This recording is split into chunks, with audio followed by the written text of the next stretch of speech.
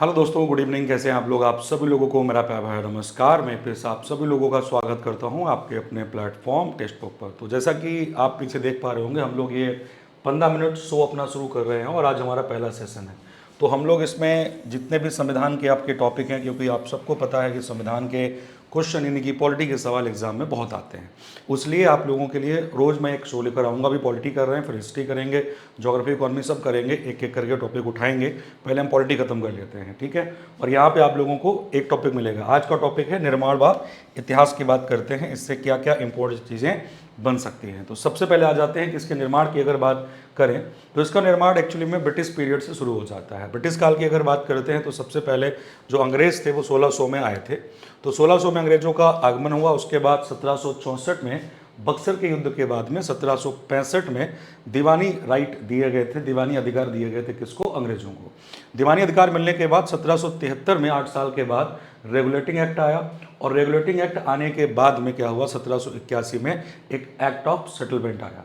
1781 के बाद में जब आते हैं 1784 में, तो रेगुलेटिंग एक्ट नहीं आया, पिट्स इंडिया एक्ट आया। और ये चलता रहा पिट्स इंडिया एक्ट 1784 में। 84 के बाद में फिर 1813 में चार्टर एक्ट आया। और इसके बाद में याद रखेंगे 1833 में भी चार्टर एक्ट आता है, 1853 में भी चार्टर एक्ट आता है। और इनकी खासियत ये थी कि ये 20-20 साल के बाद आए थे, 13, फिर 33 और फिर 53। उसके बाद क्या हुआ? 1857 का रिवोल्ट हो गया। जब 1857 की क्रांति हुई तो क्रांति के बाद में फिर चार्टर एक्ट नहीं आया।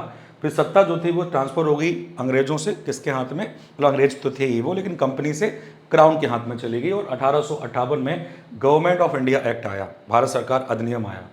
इसके बाद क्या हुआ? ये जो 1858 से लेकर 1947 तक है, इसको हम क्राउन रूल कहते हैं। और ये जो 1858 तक और 1600 से बात करें या 1773 से बात करें, इसको हम कंपनी रूल के बारे में कहते हैं, इसको कंपनी रूल के बारे में जानते हैं। उसके बाद 1861, 1892, 1909 में इंडियन काउंसिल एक्ट आए, 61, 92 और 1909। उसके बाद 1919 में फिर से गवर्नमेंट ऑफ इंडिया एक्ट आया।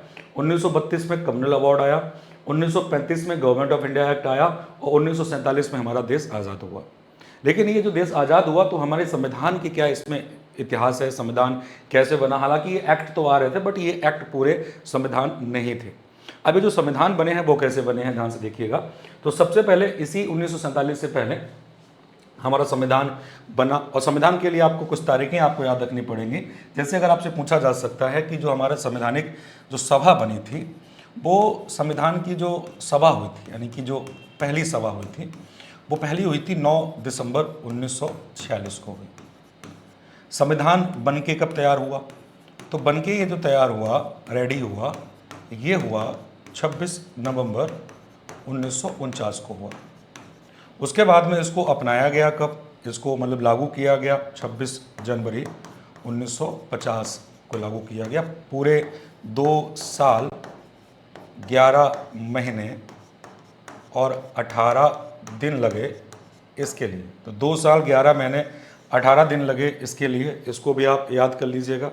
ये कई बार ये तीनों पॉइंट एग्जाम में आते हैं और यहीं से क्वेश्चन आपके बनते भी हैं, ठीक है। उसके बाद जब आगे बढ़ते हैं तो आप देख पा रहे होंगे संविधान में साइन किए गए। तो ये 24 जनवरी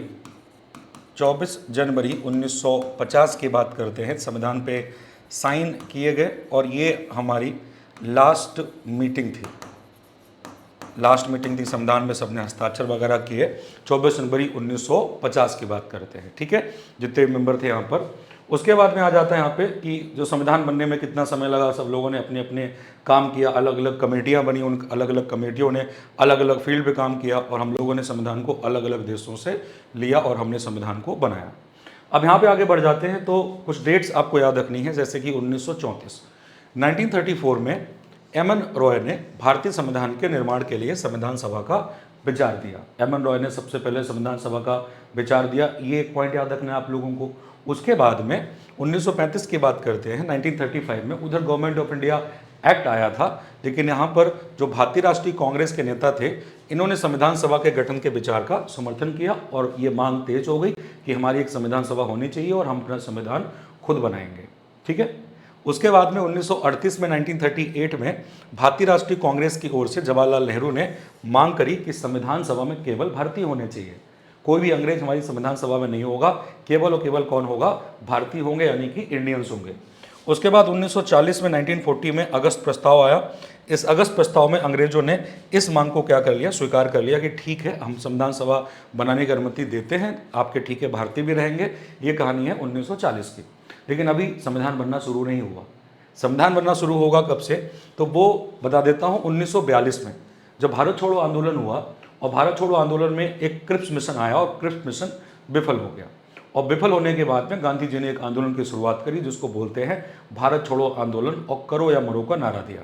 जब ये करो मरो का नारा दिया, उसके बाद में चीज़ें तेज हो जाती हैं। सेकेंड वर्ल्ड वॉर खत्म हो जाता है, और सेकेंड वर्ल्ड वॉर खत्म होने के बाद में फिर 1946 की बात कर लेते हैं। कैबिनेट मिशन आया और इसने संविधान सभा का गठन किया। और संविधान सभा में कुल मिला के 389 सीटें हुआ करती थी, जिसमें कि 296 ब्रिटिश भारत से थी और 93 रियासत से हुआ करती थी।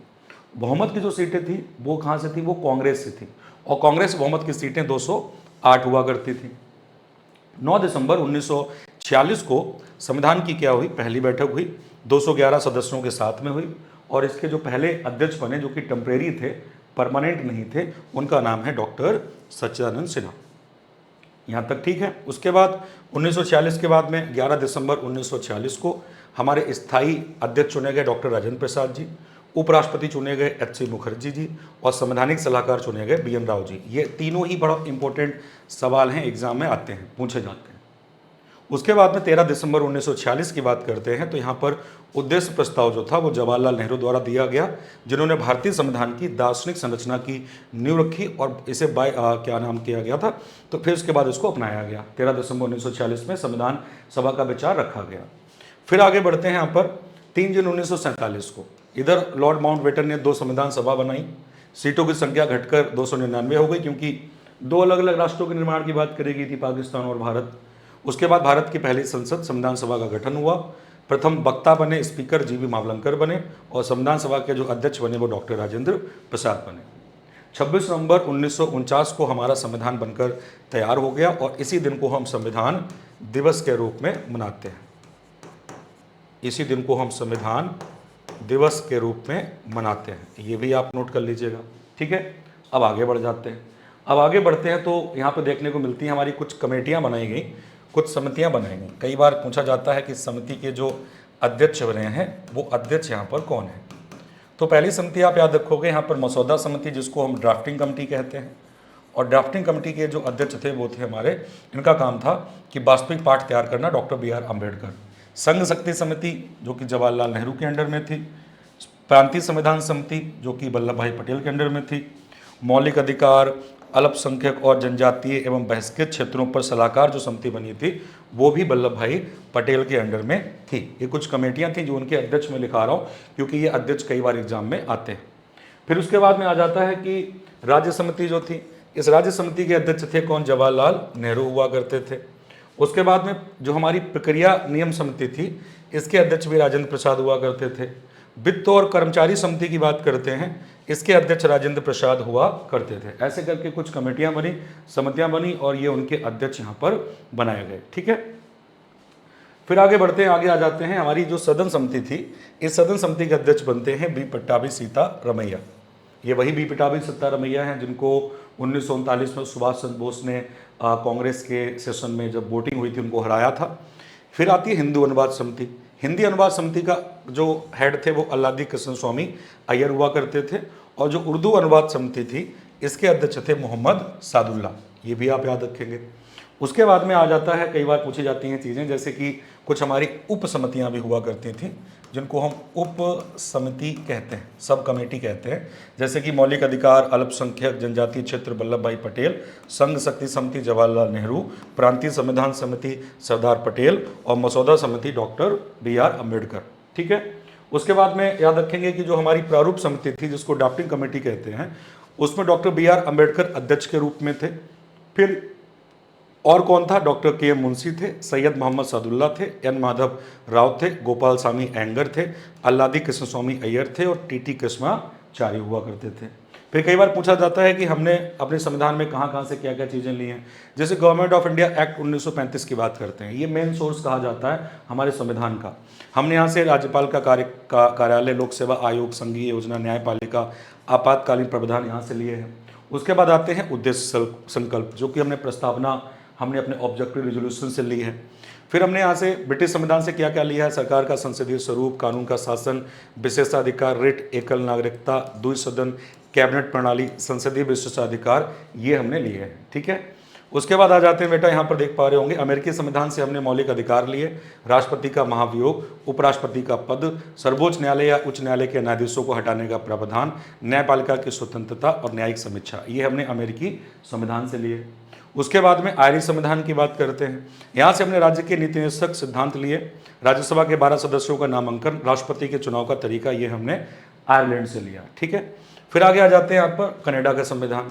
कनाडा का जो संविधान थे, यहाँ पर हमने सरकार का अर्धसंघीय स्वरूप लिया, केंद्र द्वारा राज्यों में राज्यपाल की नियुक्ति, सर्वोच्च न्यायालय का सलाहकार क्षेत्राधिकार, केंद्र में अपशेष शक्तियों का निहित होना, ये हमने यहाँ से लिया। उसके बाद जर्मनी के संविधान की बात करते हैं, आपातकाल के दौरान मौलिक अधिकारों का निलंबन हमने यहाँ से लिया। अब आते हैं आगे की तरफ, ऑस्ट्रेलियाई संविधान की बात करते हैं। यहाँ से हमने संवर्ती सूची, दोनों सदनों की संयुक्त बैठक, व्यापार वाणिज्य की स्वतंत्रता, ये हमने ऑस्ट्रेलिया से लिया। रशियन कॉन्स्टिट्यूशन की बात करते हैं, मौलिक कर्तव्य और प्रस्तावना में सामाजिक, आर्थिक और राजनीतिक दृष्टि से जो न्याय है वो हमने कहाँ से लिए, रसिया से लिए। ठीक है, उसके बाद फ्रांस संविधान की बात करते हैं, प्रस्तावना में गणतंत्र, स्वतंत्र, समानता और बंधुता हमने फ्रांस संविधान से लिया। और उसके बाद में आ जाते हैं यहाँ पर दक्षिण अफ्रीका का संविधान। यहाँ से हमने संविधान संशोधन की प्रक्रिया ली, राज्यसभा के सदस्य का चुनाव लिया। जापान के संविधान की बात करते हैं, यहाँ से हम लोगों ने कानून द्वारा स्थापित प्रक्रिया ली, इस तरीके से हमने लिया। और ऐसे ही डिटेल्ड वीडियो आप लोगों को कहाँ पे मिलेंगी, हमारी जो थ्योरी क्लास चल रही है, जहाँ पे मैं आपको BNS BNSS संविधान पढ़ा रहा हूँ, वहाँ पर आप मेरे साथ 2 बजे जुड़ सकते हैं। ये पूरी क्लासें डिटेल्ड आपको मिलेंगी। हालांकि यहाँ पे आपको शो चलेगा, और यहाँ पे UP police SI PET constable, उसके साथ में 370 एग्जाम की तैयारी आप आराम से कर सकते हैं, जिसके लिए डिस्क्रिप्शन में आप जाएंगे। डिस्क्रिप्शन में जाके आप यहाँ पर 5 दिन का जो कोर्स है वो 5 रुपये में ट्रायल लेंगे, 3 माह का जो है 329 में, 1 साल का जो है यहाँ पर 1099 में, और 18 महीने का 1399 में। कूपन कोड यहाँ पे बस आपको लगाना है, APS लगाना है। इस APS कूपन कोड के साथ में क्या कर सकते हो, आप यहाँ पर जुड़ सकते हो और आराम से अपनी क्लासें कर सकते हो। तो सेशन आपको कैसा लगा जरूर कमेंट बॉक्स में कमेंट करिएगा, ताकि हम डेली आपके लिए सेशन लाएँ। पहले हम पॉलिटी खत्म करेंगे, फिर हर सब्जेक्ट पे हम लोग आपको यहाँ पर अलग अलग तरीके से ऐसे ही आपको एक एक टॉपिक करवाएंगे और आपकी नंबर पक्के करवाएंगे, ताकि आप हमारे UPSI में 100 में से कम 90 नंबर GK GS में ला सकें। इसी के साथ बहुत बहुत धन्यवाद आप लोगों का। जय हिंद, जय भारत।